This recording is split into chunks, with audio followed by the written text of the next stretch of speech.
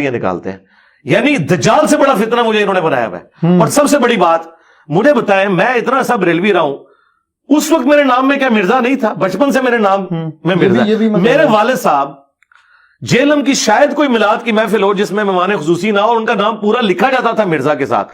اس وقت نہیں ان کو خیال آیا کہ یہ مرزا جو ہے وہ قادیانی ہے, نہیں, انہیں پتا تھا یہ کاسٹ ہے, کاسٹ تو ہو سکتی ہے. ابو لہب بھی ہاشمی تھا, محمد رسول اللہ بھی ہاشمی ہے. اب اس کی وجہ سے بنو ہاشم کو کون غلط کہہ سکتا ہے؟ بنو ہاشم تو سب سے اعلیٰ خاندان ہے, اللہ تعالیٰ نے انہیں چنے. تو اس وقت ان کو یہ پتا نہیں تھا, انہوں نے میرے اوپر جھوٹا الزام لگایا, اور اس کا نقصان دیکھیں انہی کو ہوا ہے, کیونکہ جو میری ویڈیوز دیکھتا ہے اسے پتا چل جاتا ہے. میرا ابھی بھی چیلنج ہے سرکار, جن لوگوں کو آپ کہہ رہے ہیں نا ختم نبوت پہ کام کر رہے ہیں, چاہے وہ بریلویوں کی ٹی ایل پی ہو یا دیوبندیوں کی عالمی مجلس سے ختم نبوت ہو, میں نہیں کہتا کوئی آپ 10 ویڈیو, کوئی ایک ویڈیو علمی, یہ میرا چیلنج ہے, ایک علمی ویڈیو قادیانیوں کے خلاف مجھے دکھا دیں ان لوگوں کی, جس میں انہوں نے قادیانیوں کے دلائل کا قرآن و سنت کی روشنی میں رد کیا ہو. یہ کوئی رد نہیں ہے کہ وہ جی باتھ روم میں مر گیا, نہ رد کہ وہ یہ کہتا ہے بخاری میں یہ آیا, مسلم میں یہ آیا, وہ یہاں پہ دھوکہ دیتا ہے.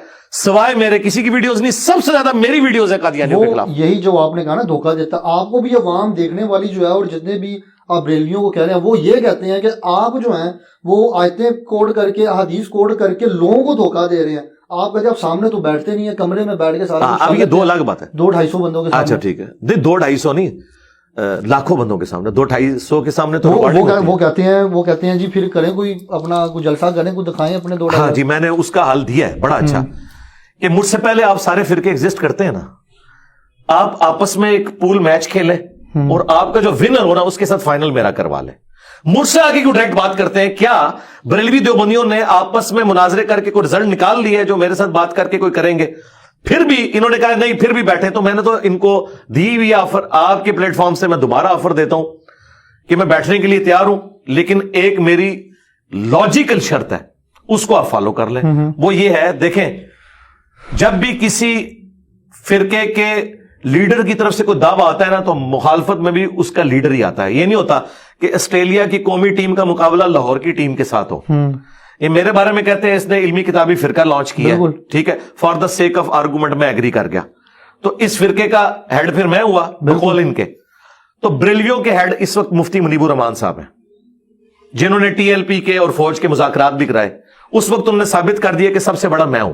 جب بھی بریلویوں پہ بڑا برا وقت آتا ہے تو ہمارے مفتی منیر صاحب سامنے آتے ہیں, تو مفتی منیر صاحب کو لے آئیں, لائیو کیمرے کے سامنے بیٹھ کے میرے سے سوال جواب کر لیں قرآن و سنت کی روشنی میں. دیوبند کے لیے سب سے بڑے عالم دین مفتی تقی عثمانی صاحب ہیں, میں تیار ہوں ان کے لیے, آئیں بیٹھے, میں تیار ہوں. جس وقت آپ کہیں میں لائیو بیٹھنے کے لیے تیار ہوں. یہاں نہیں آنا چاہتے نہ آئے, میں جناب ان کو کرسی میں بٹھاؤں گا, قدموں میں بیٹھوں گا. اگر سامنے نہیں بیٹھنا چاہتے لائیو بیٹھ جائیں. ان کے علاوہ چھوٹے موٹے سے بات اس لیے نہیں ہوگی کہ چھوٹے تو لاکھوں میں ہیں. میں ایک سے بات کروں گا پھر کہیں گے نہیں یار نو تے اتنا پتہ ہی نہیں سی, ساڈے وڈے تے اونے, میں اودے نال گل کراں گا نہیں اینو نہیں پتہ, منو تے عمرے نو بھی مل جائے, تواڈے مولوی نہیں مک رہے, میں تے کلاواں. تے بہتر یہ ہے کہ جدوں صحابہ کرام پہ برا وقت آیا تھا, بخاری مسلم میں آتا ہے, تو حضرت ابو سفیان بن حارث حضور کے جو چچا زاد تھے, انہوں نے حضور کے خچر کی مہار تھامی, اور صرف 80 بندے حضور کے ساتھ تھے. 12,000 کا لشکر چھوڑ گیا, قبیلہ حوازن کے تیروں کا مقابلہ نہیں کر سکے. نبی الاسلام آگے بڑھے اور آپ نے کہا انا النبی لا کذب, اب انا ابن عبد المطلب, میں نبی, اس میں کوئی جھوٹی بات نہیں, میں عبد المطلب کا بیٹا ہوں. لیڈر کا کام ہے فرنٹ سے لیڈ کرے. اب یہاں پہ بھی چاہیے مفتی منیر صاحب کہیں کہ میں بریلوی ہوں, اس میں کوئی شک نہیں, میں حق میں ہوں, میں انجینئر کے مقابلے کے لیے علمی طور پر تیار ہوں, آئے بڑے بات کریں, چھوٹوں سے نہیں بات ہوگی. یہ ایک آپ کی بھی جو بات ہے نا, یہ بھی بڑی تنقید کی مائل ہے کہ آپ بہت ساری چیزیں ابھی جیسے آپ صلی اللہ علیہ وسلم کی آپ نے اگزامپل دی, اور ساتھ ہی آپ کہہ رہے ہیں کہ جی میں لیڈر ہوں یا مفتی منیب الرحمان صاحب لیڈر ہیں, تو وہ اب یہ کمپیریزن آپ کدھر کا کدھر ملا؟ کمپیریزن ظاہر ہے, میں نے ایٹر کی مثال تو نہیں دینی, ہم تو ہر معاملے میں اپنے نبی سے ہی لیں گے نا, ہر معاملے میں نبی صحیح ہے ایگزامپل دینا. ابھی بالکل دیکھیں, لقد کان لکم فی رسول اللہ اسوۃ حسنہ, بے شک رسول اللہ کی زندگی میں تمہارے لیے بہترین نمونہ ہے. نبی الاسلام کی مبارک زندگی سے ہی تو ہم نے مثالیں لینی ہیں. دیکھیں جب ہم اپنی بیویوں کو سمجھاتے ہیں تو انہیں کیا کہتے ہیں کہ ہماری بیویوں کو ویسا ہونا چاہیے جیسا کہ حضرت عائشہ رسول اللہ کے لیے تھی. تو اس کا قطعاً یہ مقصد نہیں کہ میں اپنے آپ کو نبی کی جگہ رکھ رہا ہوں اور اپنی بیوی کو حضرت عائشہ کی جگہ. نہیں, نبی تو ہمارے لیے رول ماڈل ہیں, ہم ہر مثال ان کی زندگی سے دیں گے. ہم جب کہتے ہیں ہماری بیٹیاں فاطمہ جیسی ہونی چاہیے, یعنی فاطمہ کو فالو کریں, اس کا یہ مطلب نہیں کہ ہم فاطمہ کے مرتبے پہ رکھ رہے ہیں, ٹو فالو. تو یہ میں نے کہا کہ نبی علیہ السلام نے لیڈر ہونے کا ثبوت دیا ہے کہ 12,000 کا لشکر حضور کو چھوڑ گیا ہے, آپ اکیلے آگے بڑھے ہیں 80 بندوں کو لے کے, اور آپ یہ رجس پڑھتے ہوئے جا رہے ہیں. اب یہاں پہ بھی چاہیے کہ مفتی منیب کے ساتھ کوئی بھی نہ کھڑا ہو, وہ اکیلا رجس پڑھے اور کہ میں اپنے فرقے کے دفاع کے لیے انجینئر, تو دجال سے بڑا فتنہ ہے. یہ تو یہی کہتے ہیں, وہ کہتے ہیں جی دجال تو چھوٹا فتنہ ہے. میں نے ویڈیو کلپس دیکھے ہیں بریلوی علماء کے, وہ کہتے ہیں دجال تو چھوٹا فتنہ ہے, یہ بڑا فتنہ ہے. کیوں؟ انہیں سمجھ لگی ہے کہ دجال نے تو شعبدہ بازیاں کرنی ہیں, انجینئر صاحب تو ہمارے بزرگوں کی کتابوں سے ہمیں ننگا کر رہا ہے, یہ تو ہمارے پلے کوئی شے نہیں رہنی, کیونکہ یہ بخاری مسلم میں نے تو نہیں لکھوائی ہیں, یہ تو ان کے مدارس میں تھی, بات میری نکل آئی. تو یہ بتائیں نا, وہ کہتے ہیں جو بخاری مسلم ہے وہ بغیر استاد کی انجینئر, وہ کیا کہتے ہیں اپنے استاد بتا دے کون کون سے ہیں. میرے استاد احمد صاحب بریلوی صاحب ہیں. آپ احمد رضا بریلوی صاحب کی غلطیاں نکال رہے ہوتے ہیں, کبھی ان کو کہہ رہے ہوتے ہیں اس پہ لعنت کر دی, اس پہ لعنت کر دی. نہیں, غلطیاں جو ہے وہ اپنی جگہ ہے. میں صرف ایک شخص کو معصوم مانتا ہوں جس کی قبر مدینے میں, صلی اللہ علیہ وسلم, اور یہی اہل سنت کا عقیدہ ہے. ہم کسی کو معصوم نہیں مانتے. احمد صاحب بریلوی صاحب میرے استاد ہیں, میں نے قرآن ان سے پڑھا ہے. اب آپ سوچ رہے ہوں گے احمد صاحب بریلوی تو 1921 میں فوت ہوئے, میں 1977 میں پیدا ہوا, روحانی طور پہ بڑا ہے. کیونکہ اگر بازید بستامی کے مرنے کے 60-70 سال کے بعد ابو الحسن خرقانی ان کا روحانی مرید ہو سکتا ہے, جس نے ان کو نہ دیکھا, اس کے ابے نے بھی شاید نہ ان کو دیکھا ہو, تو میں روحانی مرید نہیں ہو سکتا احمد صاحب بریلوی صاحب کا.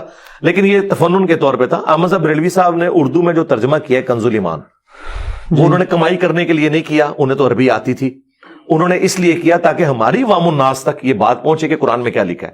تو احمد صاحب بریلوی سے بہتر ترجمہ نہ خادم رضوی صاحب کر سکتے ہیں, نہ ڈاکٹر تعلق قادری کر سکتے ہیں, نہ کوئی عالم دین اور بریلویوں کا کر سکتا ہے. احمد صاحب بریلوی سے بہتر ترجمہ کوئی نہیں نہ کر سکتا.